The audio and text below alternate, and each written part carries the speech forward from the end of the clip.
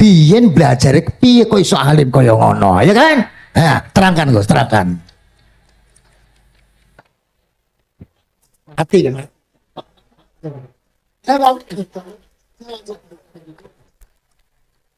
Setuju kan? Setuju? Oh. Asal dakaik, asal dakaik.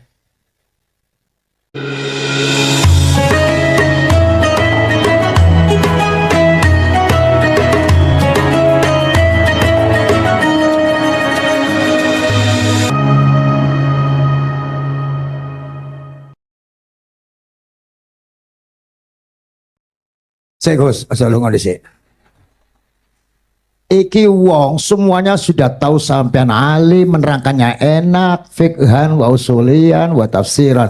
Cuma mereka yang tanya itu, biyen belajar piye kok iso alim kaya ngono, ya kan? Nah, terangkan Gus, terangkan. Hati kan?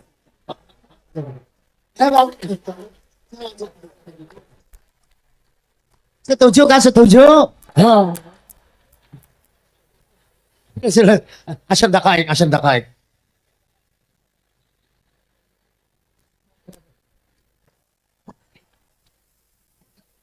Andaikan pertanyaan itu ke Mbah Mun, mungkin jawabnya gurune sopo.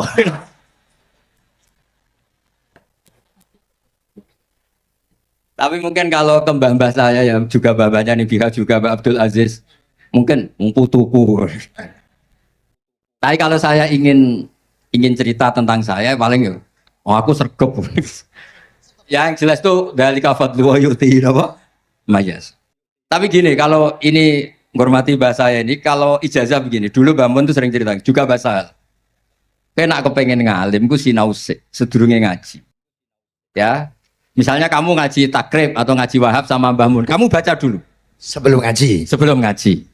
Nah, setelah dibaca, misalnya kamu baca rofa, kok Mbah Mun baca jer, kamu baca jer, Mbah Mun baca rofa, berarti goblok tulen. Karena semua teori Anda kok salah. Ya, misalnya Mbah Mun baca pada karo sopa al-musonifu, kamu baca pada karo al-musonifu. Berarti kan goblok banget itu. Ya kan ada cerita gitu, ada orang tuh nggak tahu betul. Gus maknanya lam tardiman itu apa? Lam tardiman.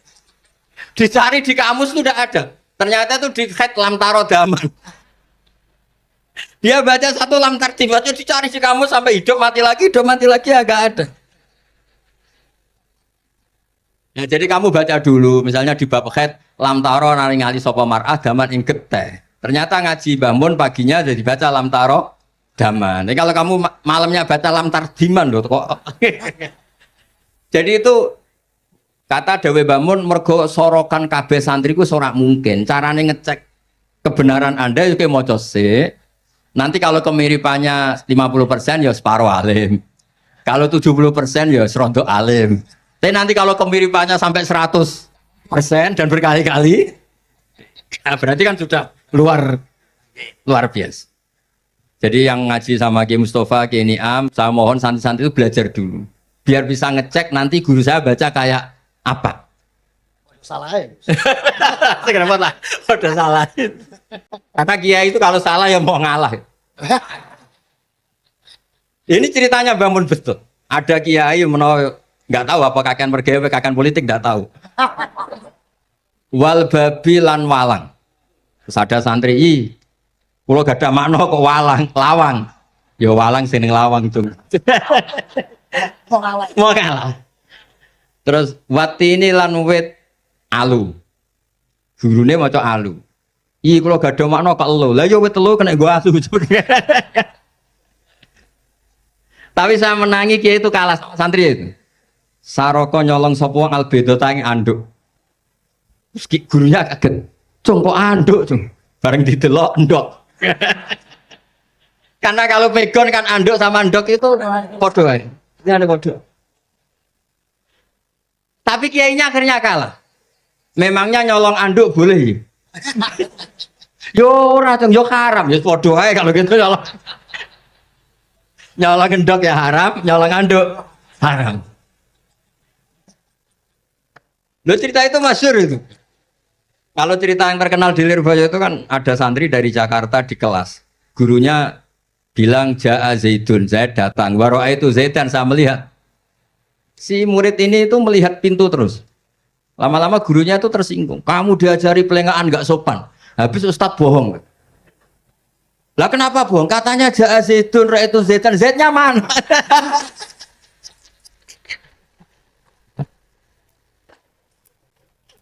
Dia gak ngerti. Zaid datang, saya melihat. Mana orangnya kok dibahas-bahas terus itu? Ya, jadi yang serius tadi kalau sampean ingin nguji kualitas Anda, makanya saya dulu itu pede baca kitab di depan bangun karena ya ngecek.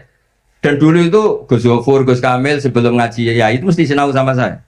Nanti ketika bangun baca, tadi kalau kemiripannya kita 90% ya bagus. Syukur-syukur sampai 100. Dan itu terulang sampai Wahab Hatam, Jamul Jami' Hatam. Sehingga kita tahu. Jadi kalau diskusi kita kok salah ya tahu, kalau benar ya tahu. Kalau tahqiq ya tahu.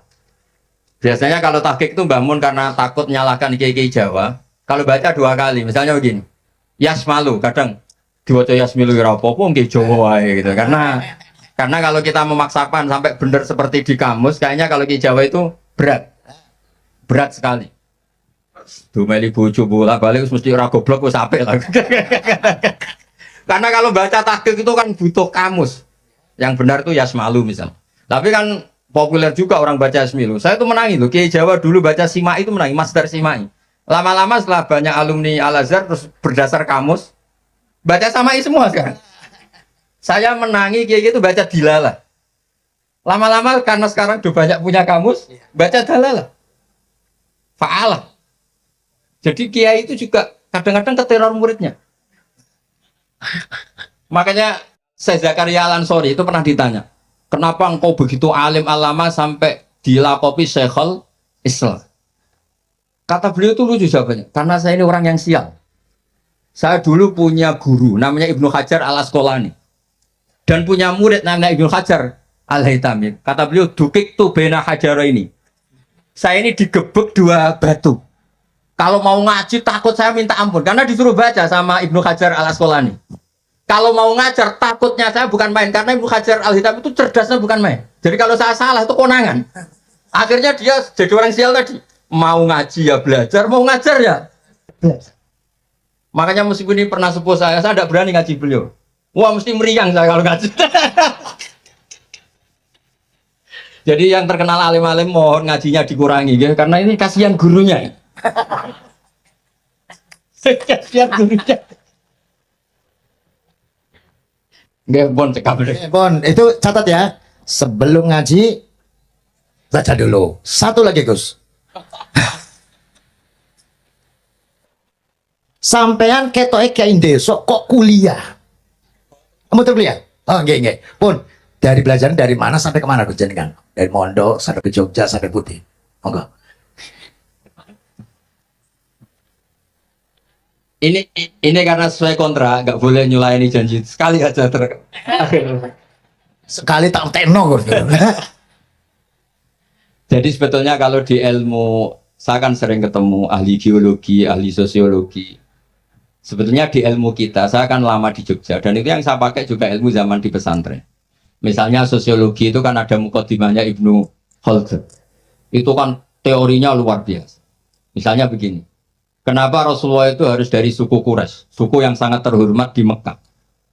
Itu secara teori sosiologi, bukan teori nubuah. Kata Ibnu Khaldun, Nabi itu mesti final dari kaum itu aneh. Saya ulang lagi, Nabi itu final dari kaum pasti aneh. Nah masa aneh-aneh ini ditoleransi oleh umatnya karena beliau dari suku yang terhormat. Coba kalau dia dari suku, beliau dari suku yang hina, pasti pas aneh-aneh langsung diadili. Ya kalau di NU lah, ndak Gus Dur kok bikin aneh-aneh di NU kan langsung tuntas. Tapi berhubung Gus Dur itu coba Hashim. Orang itu mentoleransi, bahkan mengira jangan-jangan teori beliau lebih baik ketimbang kita. Nah makanya terus kata Ibnu Khaldun, ma ba'atsawu nabiyyan illa fi manaatin min qaumin, tidak ada nabi diutus kecuali dari kaum terbaik supaya masa-masa transisi ini nggak ada perlawanan. Nah itu namanya sosiologi. Sehingga beliau ngendikan, ini versi tarikh bukan versi Ibnu Khaldun saja. Ketika sahabat disuruh hijrah karena disakiti orang kafir Quraisy, lah engkau sendiri ya Rasulullah, saya ini orang Quraisy. nggak akan ngalami yang seperti Anda. Nah, itu namanya sosiologi. Begitu juga matematika. Saya sering ketemu pakar matematika dari UI, dari UGM. Misalnya bilang zakat kan 2,5% misalnya zakat fitrah. Saya bilang kalau ngitung itu porogabet, padahal kita zaman sekolah porogabet itu pantangan. Tapi saya bilang saya punya matematika lebih cepat. Apa itu Pak Ba? Kalau manggil saya Pak Ba. Kalau di kitab disebut rubu'ul usur apa? Jadi bertahap. Misalnya 1 juta, usurnya akan 100.000. Setelah 100.000 rubuhnya 25.000. Itu kita tidak usah pakai catatan bisa. Nah itu matematika Arab. Makanya orang Arab tuh nggak bisa nulis, tapi matematikanya cepat karena bertahap. Misalnya 1 miliar ya, cari aja usurnya 100 juta. Berarti rubuhnya 25 juta. Berarti 2,5-nya 1 miliar itu 25 juta. Tapi kalau orang Arab bilang itu rubul usur. Diusurkan dulu baru dirubuk. Misalnya 6. 2/3 6 berapa? Orang Arab bilang sulusan. 6 sulusnya 2. Sulus 2 kali berarti 4. Sama misalnya zakat zuro. Zakat zuro itu kan al-usyur sama nisful usyur. Berarti misalnya kalau tidak disirami ya, tidak biaya, zakatnya itu 10%, berarti per 100 10. Nah, sekarang kalau 10 ini kan berarti 1/10. Lah nanti kalau disirami pakai biaya, namanya nisul usyur, berarti 5. Jadi orang Arab tuh gak mau langsung bilang 5, karena kalau 100 dibagi 5 itu apa? Jadi 5 itu mikirnya panjang. Jadi diusurkan dulu, terus nanti dibilangkan nisul usyur. Jadi ilmu khazanah kita ini sudah luar biasa. Nah, itu makanya terus orang Arab kalau ngitung matematika itu udah usah tulisan, udah usah porogabit karena bertahap tadi. Jadi misalnya 2,5 bahasannya apa? Rubu'ul usyur. 1 miliar, usurnya berapa? 100. Rubuhnya berapa? 25. Nah, ini semoga buatan ngengkari janji. Wassalamualaikum warahmatullahi wabarakatuh. Matur. Sebetulnya masih ada satu lagi, cuma ampun. Beliau adalah sangat hafal dengan Nu'util Masyayikh. Itu sebutan. Kenapa Imam Ghazali itu Syekhul Islam? Hujatul Islam. Kenapa Imam Anu Syekhul Islam? Kenapa Imam Anu, sahabat Anu, kok ada Saifullah, ada Asadullah, itu biar ahli sekali. Karena ini belum tuntas, jadi ya berikutnya insya Allah. Kita mentongak kakak ya Allah, muka-muka Gus Bah gelem kono dongan. Jajal dongane Gus Bah karo dongan sampean manditi kira-kira. Matur nuwun Gus, matur nuwun Sayyid. Matur nuwun, sangat matur nuwun, sangat masyaallah. Niki jelas. Gus Bah itu enteng, cepet atau diterimanya ku. Napa jenenge keterangannya cepet, dan sebagainya cepet. Oh, enggak ada kayak yang jelimet. Tak kira apalagi saya bener kan dianya saja nggak paham kok. Nah itu. Nah, demikian matur nuwun, sampai kudu matur nuwun sangat wong sing lagi uzlah ora gelem.